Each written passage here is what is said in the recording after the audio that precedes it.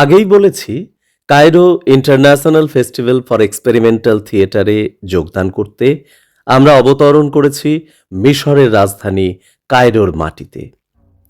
বিমানবন্দরে নেমেই দেখলাম অপেক্ষা করছে উৎসব কমিটির প্রতিনিধিবৃন্দ। গাড়ি প্রস্তুত ছিল, রওনা দিলাম হোটেলের উদ্দেশ্যে।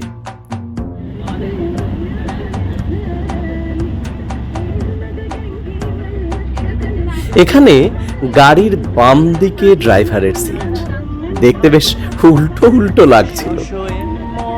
কায়রো মিশরের রাজধানী শহর, অদ্ভুত সাজানো, ইতিহাসের পাতায় থেকে যাওয়ার মতো ছবি। এ শহরের বয়স অবশ্য মাত্র 1000 বছর। তার আগে মিশরের রাজধানী ছিল মেমফিস। সে অবশ্য ইতিহাসের গল্প, অন্য গল্প। আমরা এই 1000 বছরের শহরটার রাস্তা বেয়ে এগোতে শুরু করলাম হোটেলের দিকে। কায়রোর মাটি আর নীল নদের প্রবাহ যেন সারা শহর জুড়ে দৃঢ় আলিঙ্গনে পরস্পরকে বেঁধে রেখেছে। আমরা অতিক্রম করছি ঐতিহাসিক নীল নদ। শিহরিত হচ্ছি। কোন ছোটবেলায় মুখস্থ করেছি মিশরকে নীল নদের দান বলা হয়। সেই নীল নদ স্বচক্ষে দেখতে পাচ্ছি। উফ, ধন্য ধন্য এ জীবন।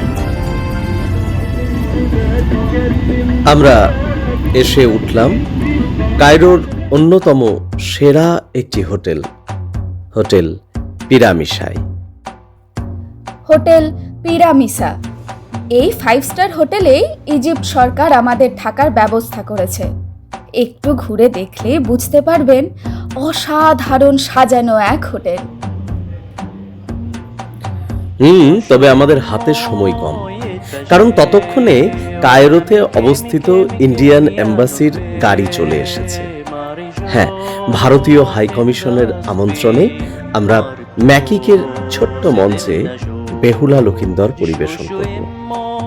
ফোনে আগেই পরিচয় হয়েছিল, দেখা হয়ে গেল অমৃত সরকারের সঙ্গে। বিশিষ্ট কত্থক শিল্পী, ম্যাকিকের অন্যতম সাংস্কৃতিক শিক্ষক, তিনি নিজেই এসেছেন আমাদের নিতে। অমৃত বাঙালি, বিদেশের মাটিতে, তাই মনের সুখে ওর সঙ্গে বাংলায় কথা বললাম। ওরও বাংলা কথা বলতে নিশ্চয়ই খুব ভালো লাগছিল। ওর সপরিবার আন্তরিক আপ্যায়ন এবং পূর্ণ সহযোগিতা সারা জীবন মনে থাকবে। ম্যাকিক হলো Maulana Azad centre for Indian culture. বিদেশের মাটিতে এক টুকরো ভারতবর্ষ। মঞ্চে একদিকে ভারতীয় পতাকা আর অন্যদিকে মিশরের। মঞ্চের মাঝখানে অবস্থান করছেন স্বয়ং নটরাজ। এখানেই পরিবেশিত হলো বেহুলা লখিন্দর পালা। We are blessed and grateful to get this opportunity to perform under our national flag and also the national flag of Egypt. We shall be ever obliged to Mekik under Indian Embassy.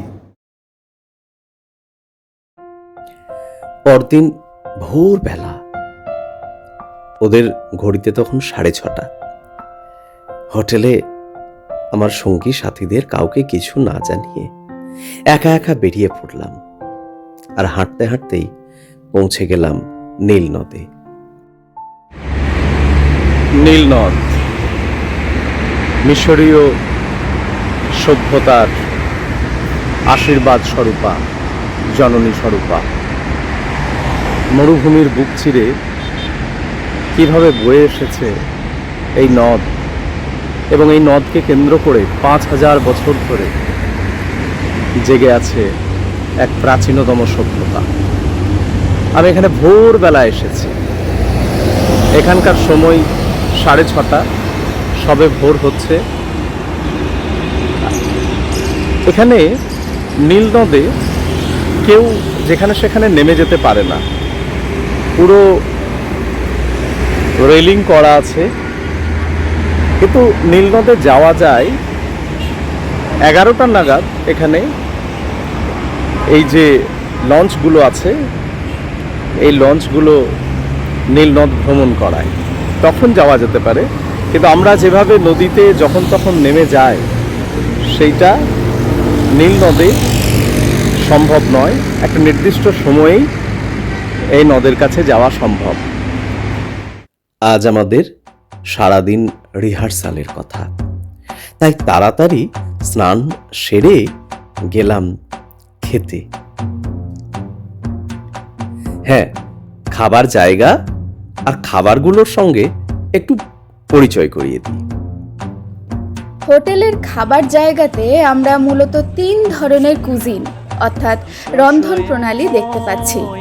Lebanese cuisine অর্থাৎ মধ্যপ্রাচ্যের রন্ধন প্রণালী, Chinese cuisine এবং French cuisine.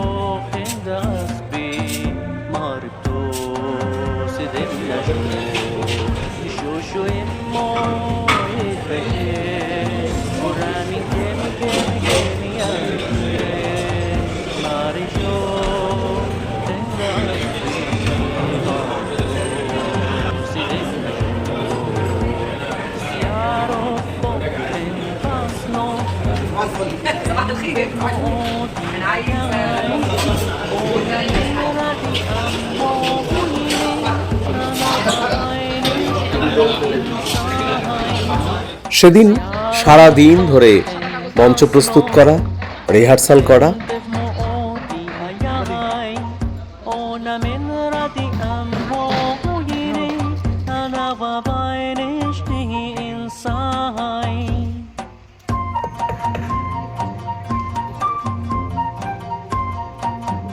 সব শেষ করে আমরা পৌঁছালাম হোটেলে। একটা বিষয় বলে রাখি, মিশরে খাবারের যে পদ্ধতি, বিশেষ করে এই হোটেলে, সেটা হচ্ছে সকাল 10টার মধ্যে খাবার খেতে হবে, আবার সন্ধ্যাবেলায় খাবারের ব্যবস্থা। তো আমরা যখন খাবার শেষ করলাম তখন রাত্রি প্রায় 10:30।